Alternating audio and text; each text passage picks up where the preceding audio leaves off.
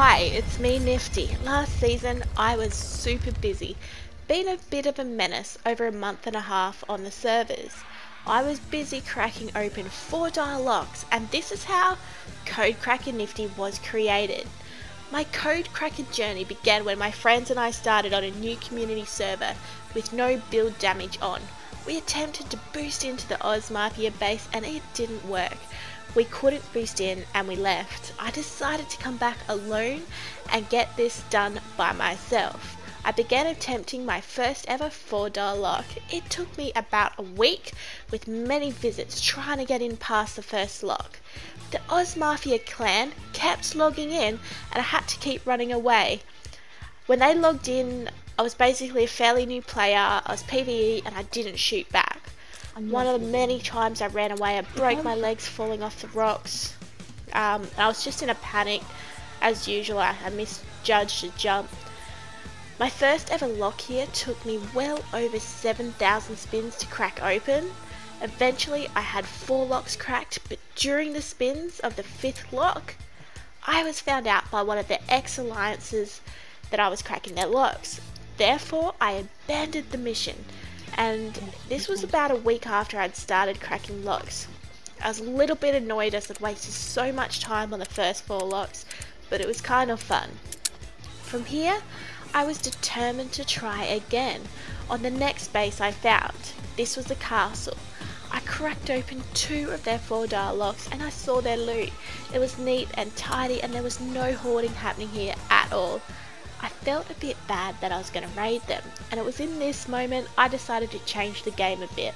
I decided instead of raiding them, I'm going to deliver some crates that I make filled with the vegetables and some loot and some guns, night vision, whatever it was, and that's what I was going to do instead of raiding them.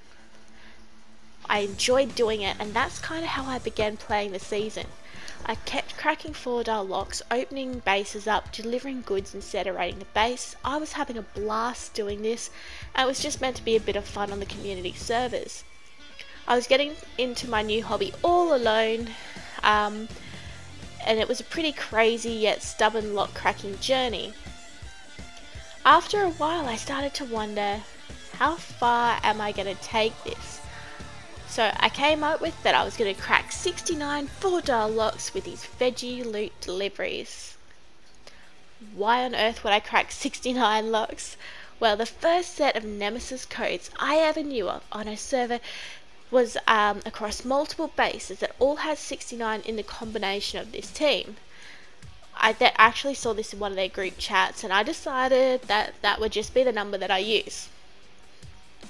So it was like my 3rd month ever playing DayZ. I was still learning the game, can't navigate very well at all. I'm PvE and yeah, like I was just constantly changing how I played the game and trying new things at this point. After this, my friends ended up going to a Livonia map and I was playing by myself more and more, and I just continued this journey, spinning locks, cracking them open, delivering loot, which usually doubled the time of the mission because I drove back to my base, made crates, filled them up with vegetables and loot, drove back. It was just a whole big process, but I enjoyed it. I was having fun doing this.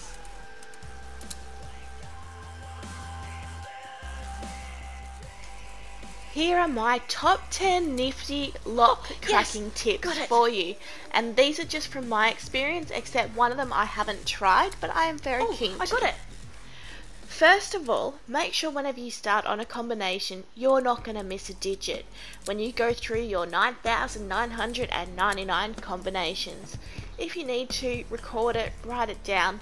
You don't want to have to repeat a set of whatever you do it in 500,000 spins if you can't remember what you did before.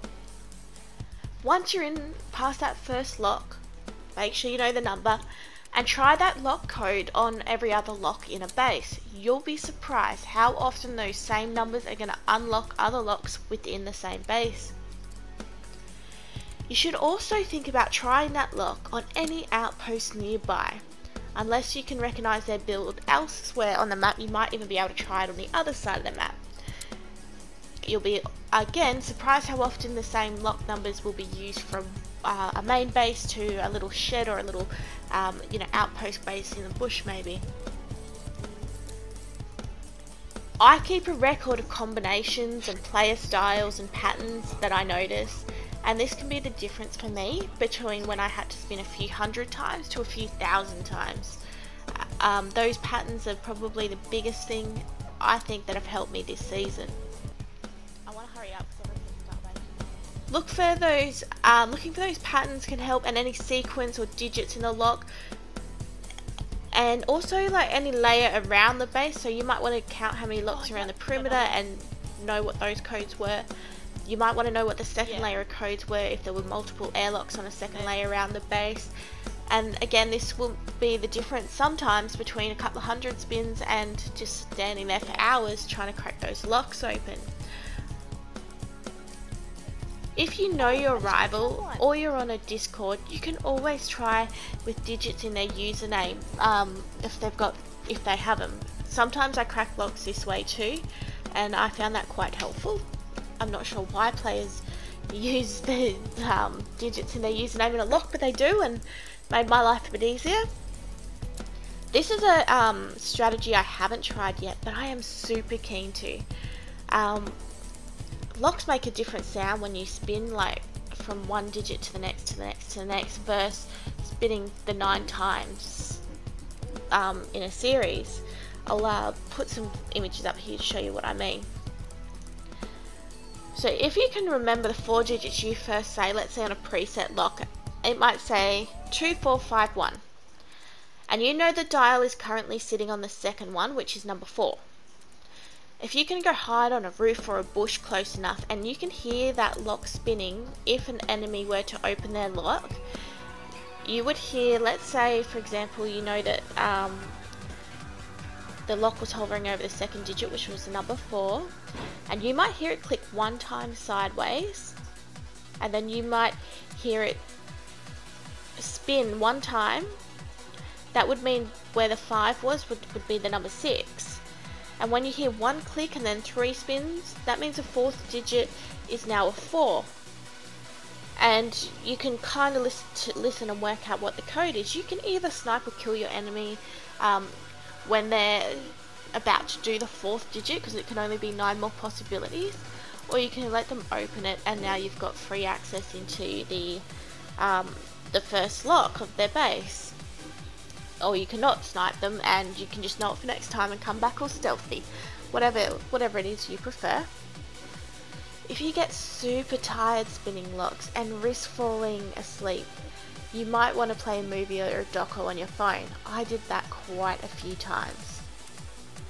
If the server restarts or you're killed and you can't remember where you are up to with your digits when you were spinning, record it on your PS. You just press share and square.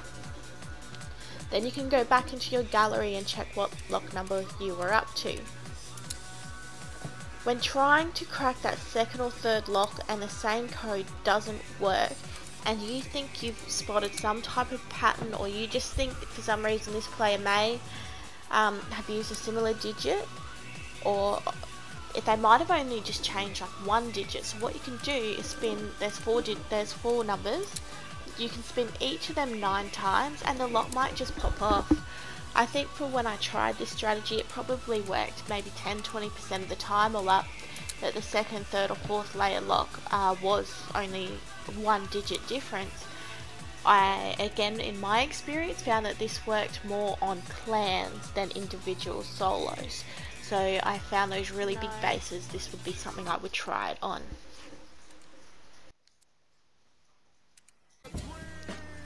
I actually think that cracking clan bases, or where there's, you know, 2, 3, 4 plus people, 10 people living together, was often much easier for me to crack open than a solo's base. I found that there was a lot more patterns or certain series of numbers with the bigger groups than a solo who might just have the numbers written in the notebook, or they might know random number codes that they chose.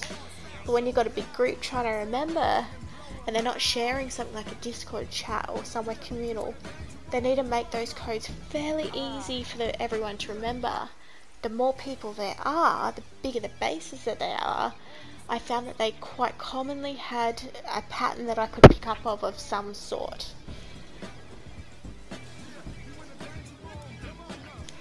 You can't always be as stealthy as you want to be. Sometimes players are going to find you and catch you out.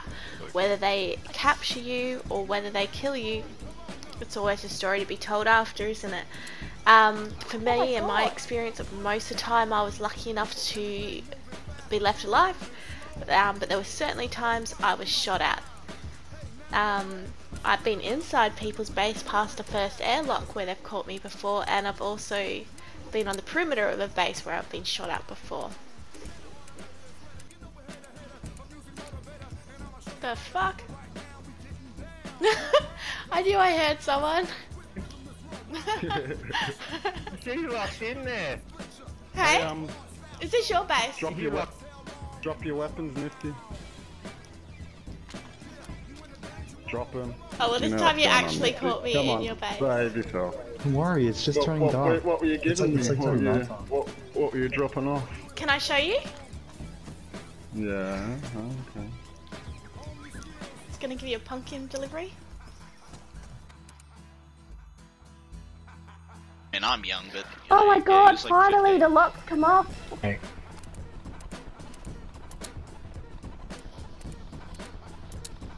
Got it. Hey.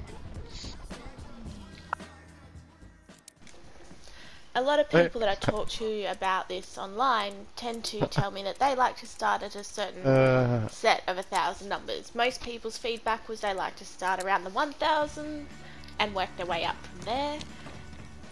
Personally, I never start at 1 and go 2, 3, 4, 5, 6, 7, 8, 9.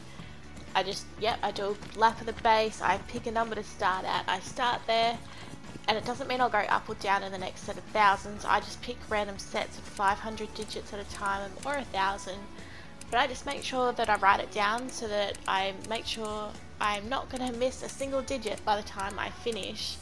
I'm proud to say in the 110, 20 locks that I cracked this season, I didn't miss the digit, I didn't miss the code, and I never had to repeat the lock. A couple of times I came close and I thought I was going to have to do it, but I was very lucky and they cracked open for me.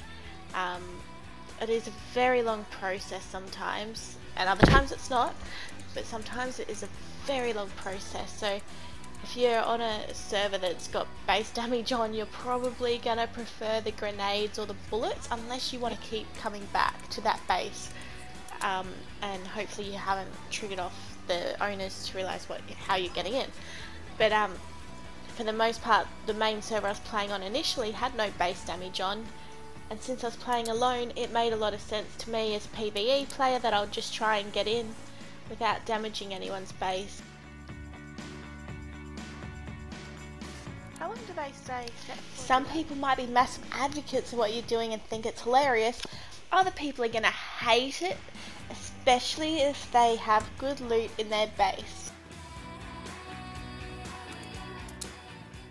Or if they're attached to their loot, or sometimes even if they just spend a long time building.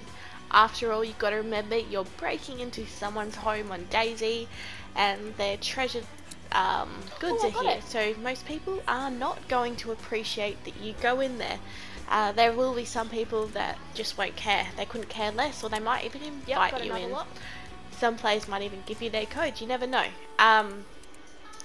I had all sorts of experiences from people telling me never to come back, and people saying, hey, my base is here, why don't you have a go? Got it. So I think that was just part of being in communities where you'll get a mixed bag, and it doesn't really matter because everyone's entitled to play how they want, just like you're entitled to play how you want. I really enjoyed being a PvE player this season still while I was new, getting used to the game, getting used to some players, generally just trying to have light-hearted fun in the communities. Majority of people take it really well. He knows all that. Yeah.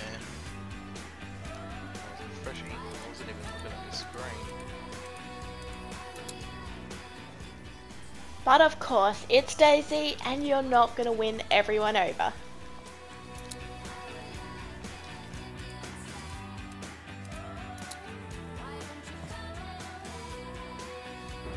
I can try and crack the lock, and then we've got to plan how we're gonna get in there. I got it! Guys, I'm in! Skull Dragger.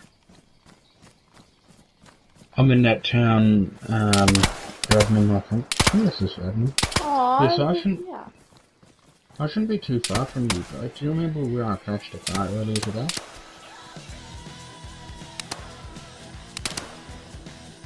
How far up the road are you? No. We held up Nifty a couple days ago. Bubble logged out. He must have seen me coming. And he's logged in and just starts spraying me. Even though we I didn't killed him. log, he hit me, he shot me. I was just walking around the base to see if there was any more locks. And he starts shooting me. If he literally waited a minute, I would have been cracking a lock still as, and he would have been able to kill me. Panicked, Nifty. Hey? You panicked. Do you reckon he logged in and I was maybe running past him? Yeah. I cracked Skull's front gate twice because he changed the code the next day. The third time I came back to crack the rest of his codes, as you can see, it was already raided, so I couldn't finish my mission here, which took me on to my next adventure. These plays were locked out. How did this happen? How did they lock you out? So I never had like a code lock on here, and then I just came in and it was locked up.